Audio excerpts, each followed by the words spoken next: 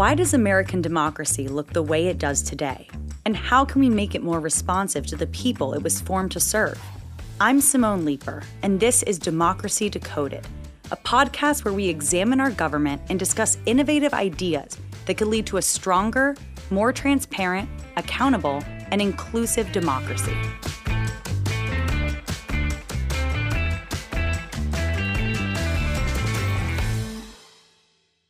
In our last episode, we went over some of the basics of our campaign finance system.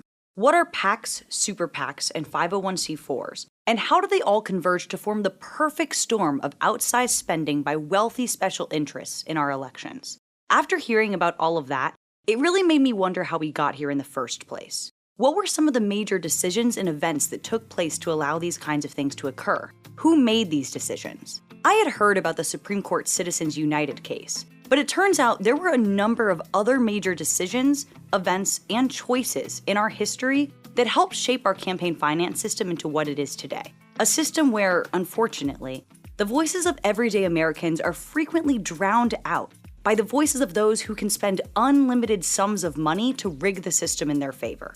To find out more, I turned to Sheila Krumholz of OpenSecrets and Norman Ornstein, chair of the board of Campaign Legal Center.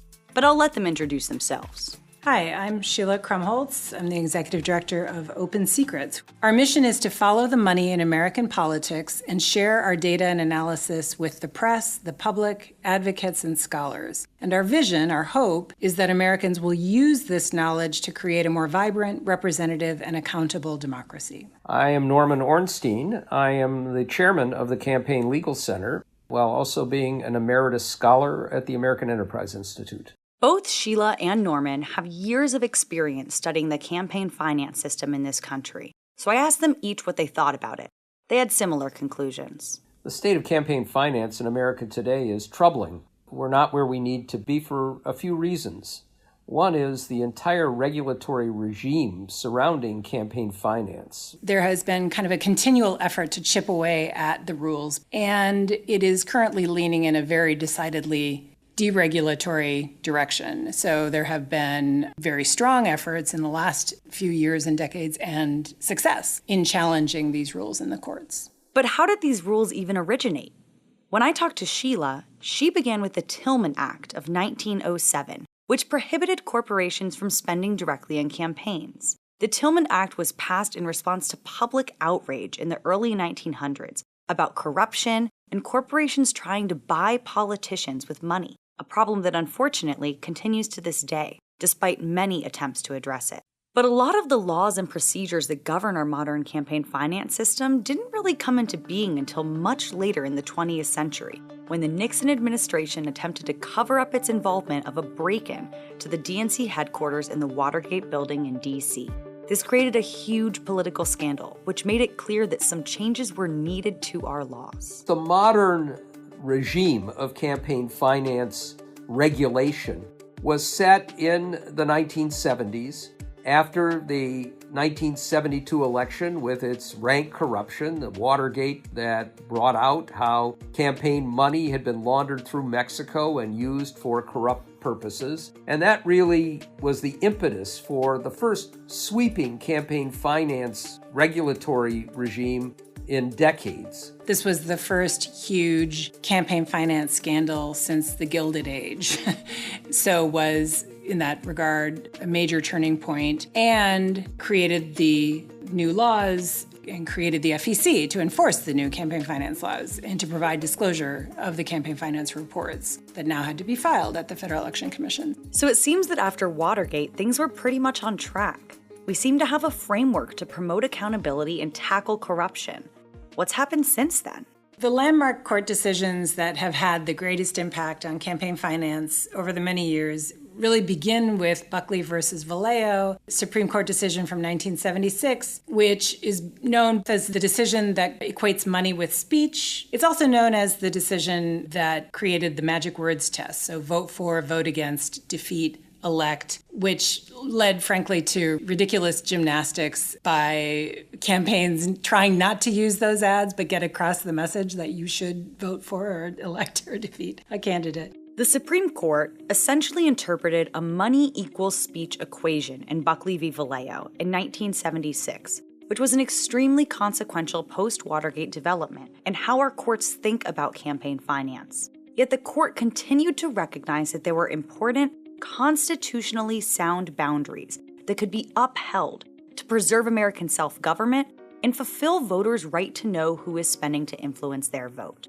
15 years ago, we had enacted and gotten through the Supreme Court the Bipartisan Campaign Reform Act, known as McCain-Feingold. We were starting to see some ability to get disclosure of monies going into what we now call dark money more, limits on what could be used in sham issue campaigns that were targeted at districts and states and clearly geared towards influencing elections. We were seeing money that was channeled through parties that was supposed to be for party building that was really just going right into these sham issue ads, moved out of that process. Then came Citizens United, deeply troubling decision, both because of the way in which it was made and the consequences of it. Citizens United was decided by the U.S. Supreme Court in 2010.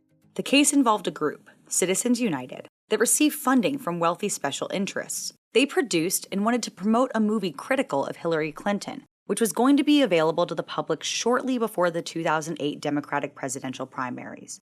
However, campaign finance laws prevented Citizens United from promoting and releasing their films so close to the primaries, and so they sued to get the right to do so, taking their case all the way to the Supreme Court. The lawsuit could have been an uneventful one, but 5 justices on the Supreme Court took the opportunity to essentially gut much of the framework that was in place to protect the speech of everyday Americans.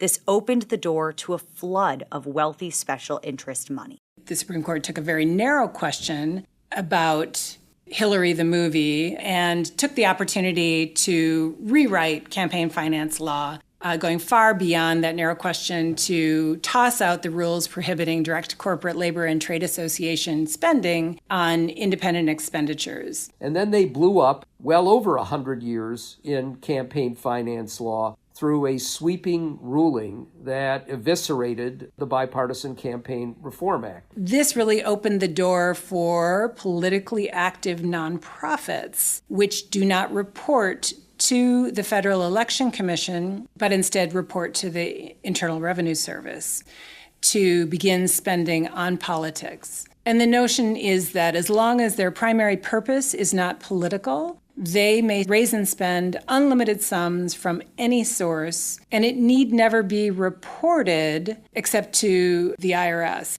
A lot of us may have heard about the Citizens United decision, at least in passing. It was widely criticized when it was decided in 2010. But Citizens United wasn't the only recent case that revolutionized how political actors raise and spend money. That was bad enough, but it was followed soon after by a lower court decision called Speech Now, which, relying on the Citizens United decision, basically opened the door even more to what we call loosely super PACs, but the ability to use this dark money that's virtually untraceable, big quantities, unlimited quantities, to have an impact on campaigns, and of course, including money from corporations, individuals, and others. The biggest concern here is that although these are known as independent expenditure only committees, they are so often not all that independent. So often these super PACs have red flags, like they are created by the candidate's parent, or they are led by their former chief of staff who just left the campaign and then pops up to lead the charge on the single candidate super PAC.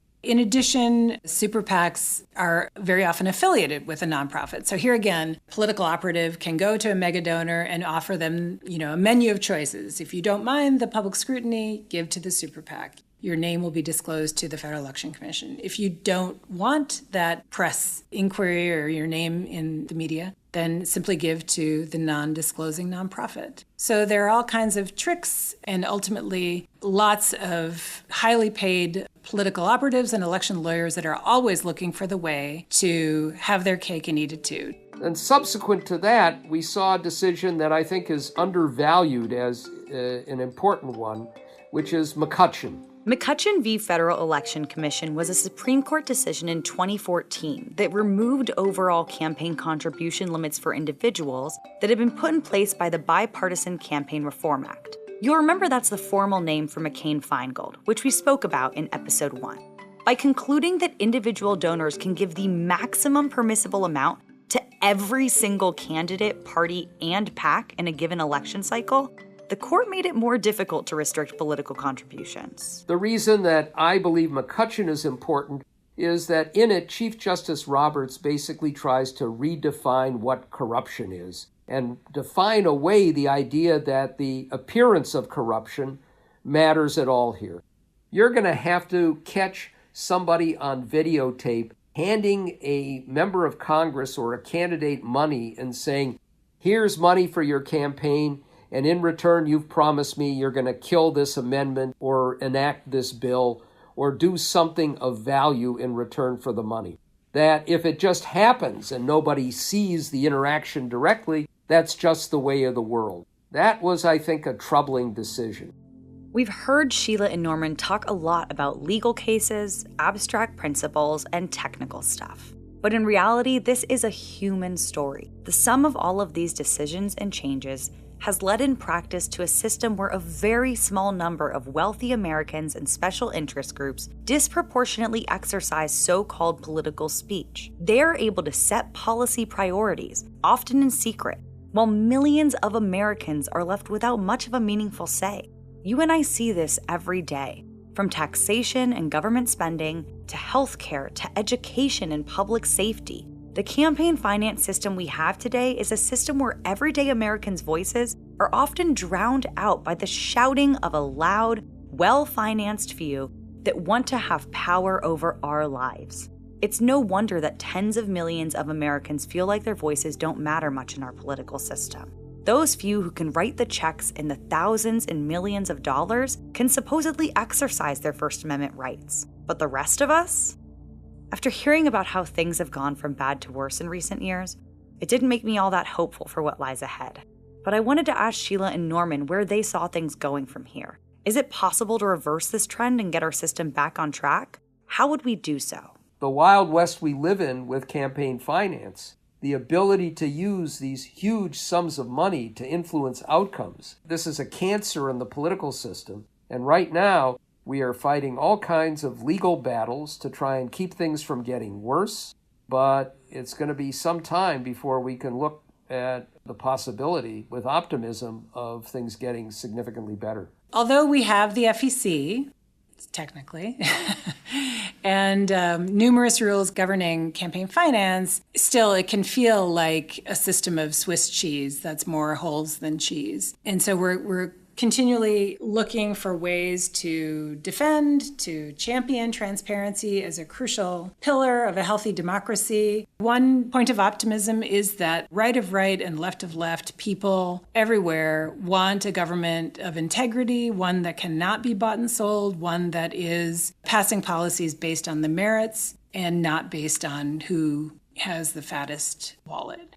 So I do think that what it will take to create meaningful reform is for people acting in good faith to keep the pressure on, keep pushing to create campaign finance regulations that protect our democracy. Updating our campaign finance system can sometimes seem like a really huge undertaking, one that could only be solved by politicians in Washington, if at all.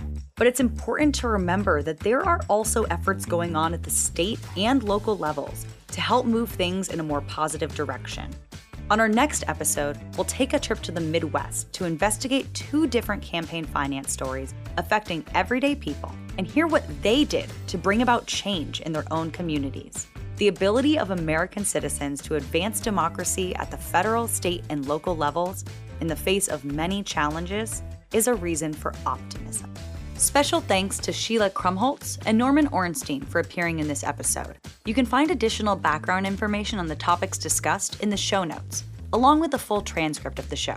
This podcast was produced and written by Casey Atkins and Brendan Quinn, with additional script writing by Brian DeWan. It was edited by Parker Podcasting and narrated by me, Simone Leeper. Democracy Decoded is a production of Campaign Legal Center. a nonpartisan nonprofit organization which advances democracy through law at the federal, state, and local levels, fighting for every American's right to responsive government and a fair opportunity to participate in and affect the democratic process. You can visit us on the web at campaignlegalcenter.org.